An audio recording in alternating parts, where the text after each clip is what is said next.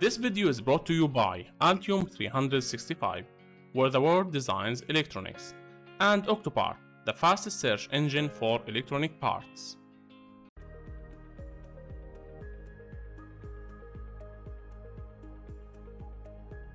Understanding the error condition. So, you have found an error. How do you know how much it has failed?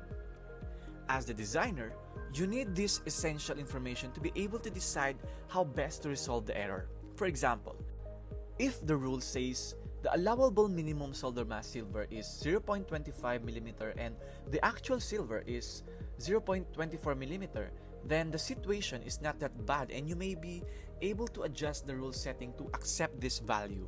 But if the actual silver value is 0.02, then that is probably not a situation that can be resolved by adjusting the rule setting. The PCB editor includes 3 handy measurement tools. It measures distance, measures selected objects, and measure primitives, which are available in the reports menu.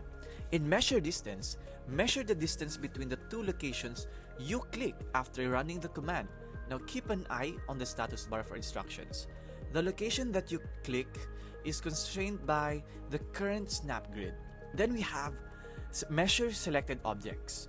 In this part, measure the length of selected tracks and arcs. Use this work to outroute lengths, then select the required objects manually, or use the select then click physical connection, or click select then click connected copper commands. Then lastly, we have measure primitives. Here, measure the edge-to-edge distance between the 2 primitives you click on after running the command. Keep an eye on the status bar for instructions. Then lastly, measure results overlaid directly in the design space. The colors that are being used are configured in the system color section of the view configuration panel. Overlay dimensions are retained on the screen to allow multiple measurements to be performed. Press Shift then C to clear the measurements results. Measuring the distance between the edges of adjacent pads using the measure primitives command is actually what is shown in this image.